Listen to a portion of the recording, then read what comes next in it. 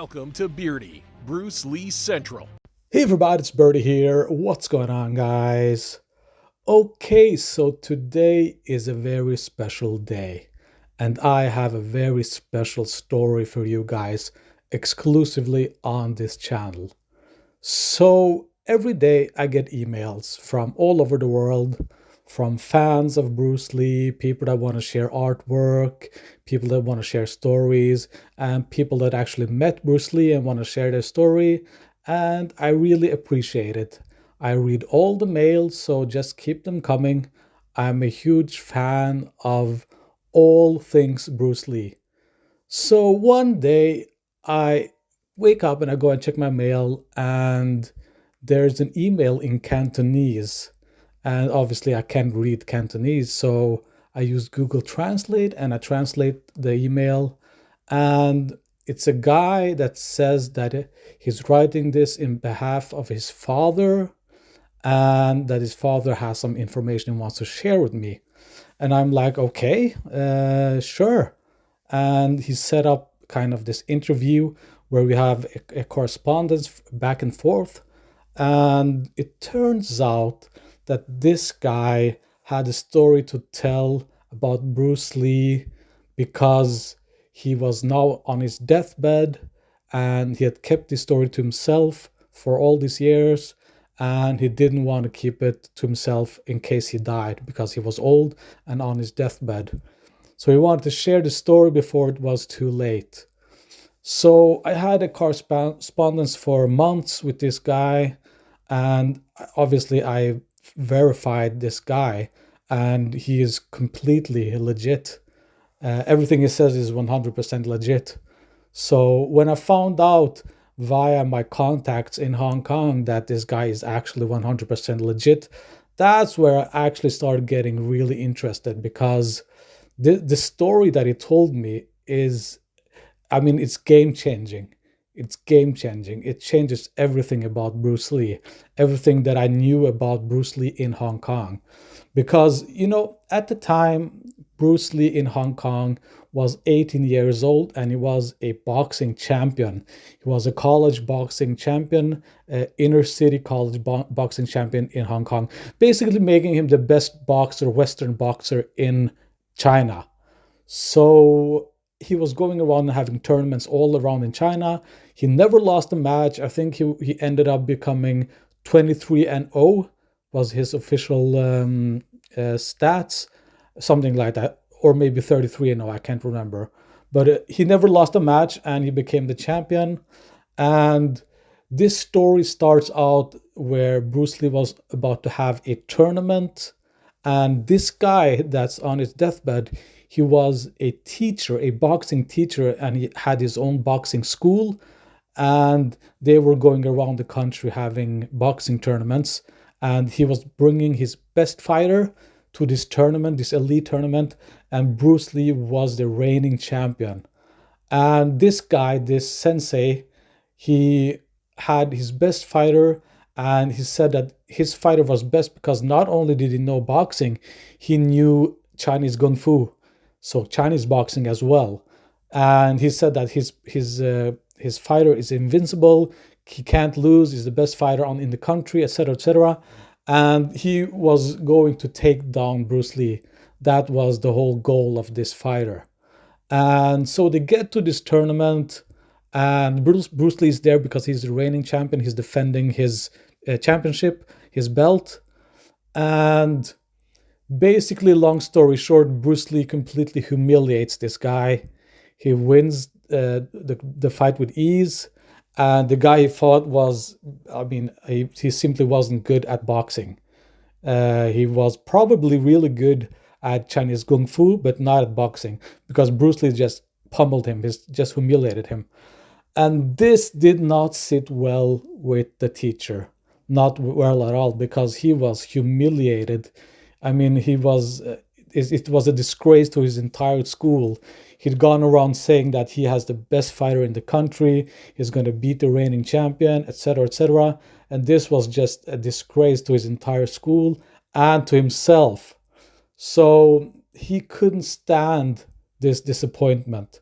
So after the fight, he wanted to have a confrontation with Bruce Lee. But what happened is that Bruce Lee was returning home, and when he was returning home, he was met by the students of the school, and they were challenging Bruce Lee to a fight because they said, okay, you're a good boxer, but can you really fight? Can you fight in a street fight? Boxing with rules and gloves and all that stuff, it's nothing. It's nothing if you can't fight on the street. And Bruce Lee accepted the challenge, and Bruce Lee said, okay, we're going to have the fight on a rooftop, because if you have fights done on the street, you're just going to get busted by the police. They're everywhere. So they had the fight on the roof, and they said, okay, I'm going to meet your best fighter on the top of the roof, and we're going to fight. And they agreed to this. But it turned out that these guys, they weren't just defending their teacher's honor, they were actually being sent by their teacher. So their teacher actually sent them to intercept Bruce Lee and arrange this meeting, because the teacher was so angered and so angry, just so pissed off, that he himself wanted to beat up Bruce Lee. So to Bruce Lee's surprise, when they meet up with the entire school up on the roof, their teacher is there. And he started talking to Bruce Lee and saying that somehow you cheated, something about that his gloves must have had something in them. Just bullshit. He just made up stuff. He just couldn't accept the fact that his best fighter lost. So he basically ended up attacking Bruce Lee. And the thing is that this teacher didn't know who Bruce Lee was. He knew that Bruce Lee was a boxer, and that's all he thought he was. He had no idea about Ip Man's training and that Bruce Lee was actually a street fighter. He didn't know about this. So he attacked Bruce Lee, and he said the fight didn't last long, and that Bruce Lee pinned him down to the ground, to the ground of the rooftop. And when he pinned him down, like with his like almost in a choke, all of the students that were there, 5 or 6 people, he said, they all attacked Bruce Lee. So they dragged Bruce Lee off their teacher, and they just started attacking him, like beating on him and kicking him. And this is where Bruce Lee went into the northern praying mantis stance. And that's really interesting, because we never hear about Bruce Lee using the northern praying mantis. And this is proof. I've been saying this for all these years, that Bruce Lee was one of the few people on the planet that mastered the northern praying mantis style. And this guy now basically confirmed it, because he was a Kung Fu master himself. So when he saw the praying mantis stance, he knew that, okay, I've messed up. This guy knows Kung Fu. And Bruce Lee didn't learn the northern praying mantis from Ip Man. He learned it from the Buddhist monks in the outskirts of Hong Kong. When you go into the northern praying mantis stance, it's a multiple opponent stance. When you're facing one-on-one, you'd use something like the tiger stance or something like that. You don't use the mantis style. Mantis style is meant for multiple opponents. And that's what happened. Bruce Lee fought all of these guys with the praying mantis style. And after he basically knocked out a couple of them, the rest just ended up leaving the place. And they dragged their teacher with them, and they were just gone. And yeah, that's basically the fight.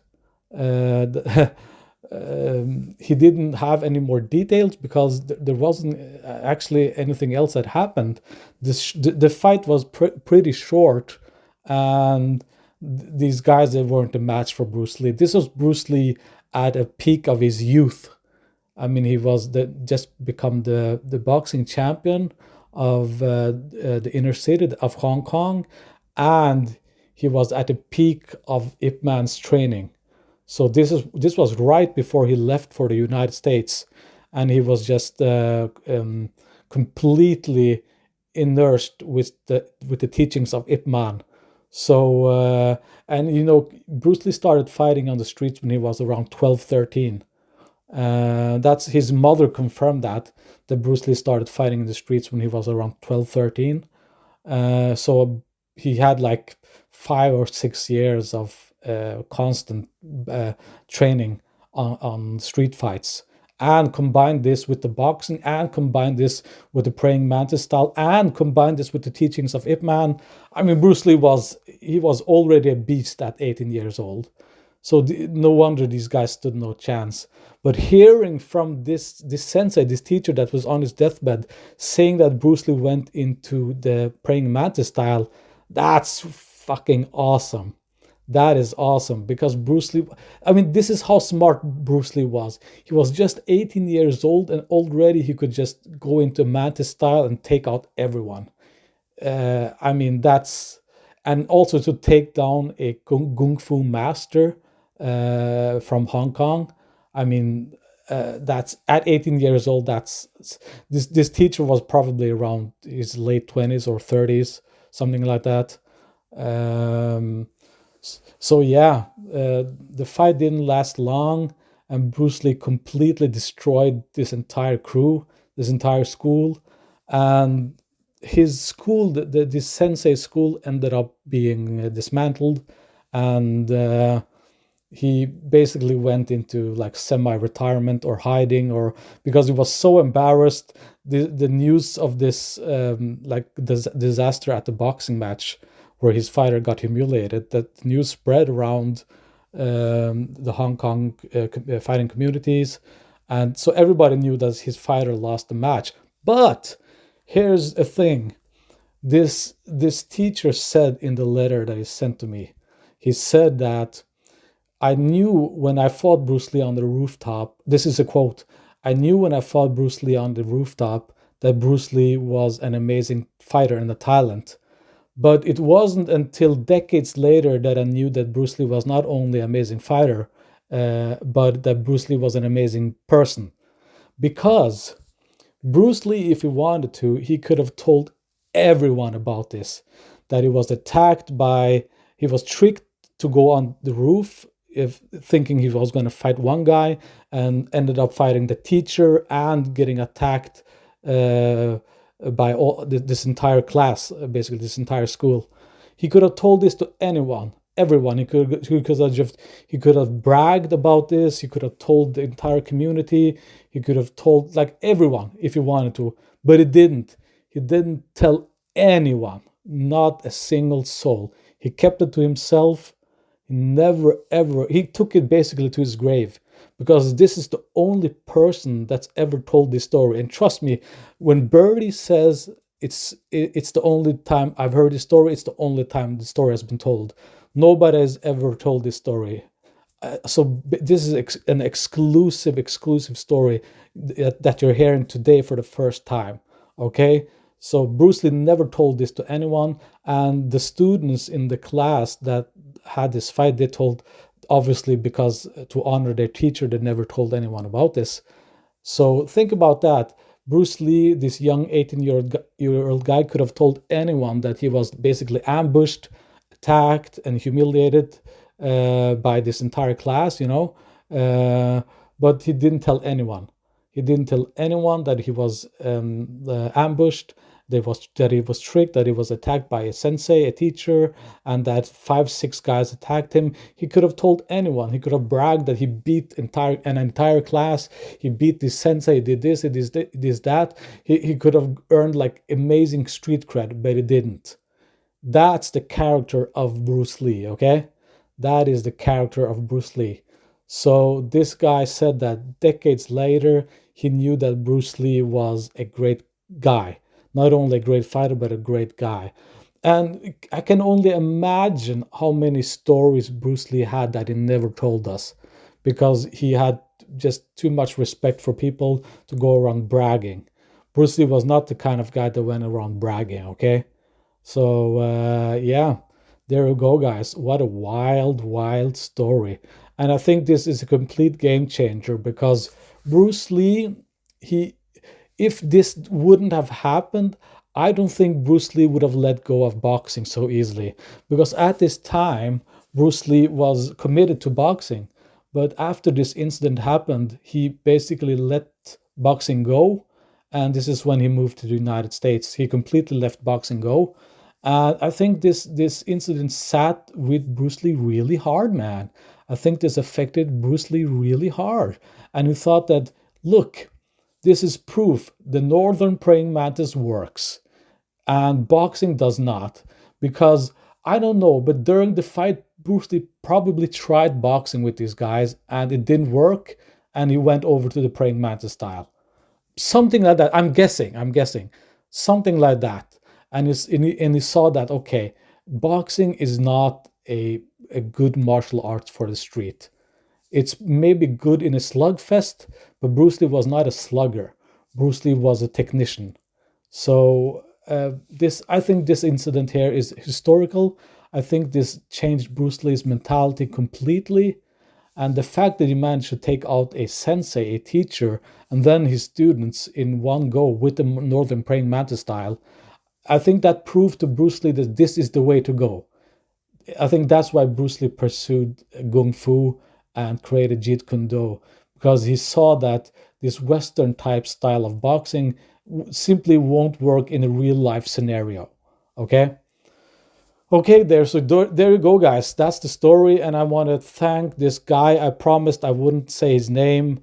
I will never say his name out of respect to this guy. And I salute you. I really hope that you're not on your deathbed. I hope that you get rid of this illness or whatever it is that's ailing you. And I hope you live for at least 20 more years or even more. I don't know. But I really thank you for sharing this story before it was too late.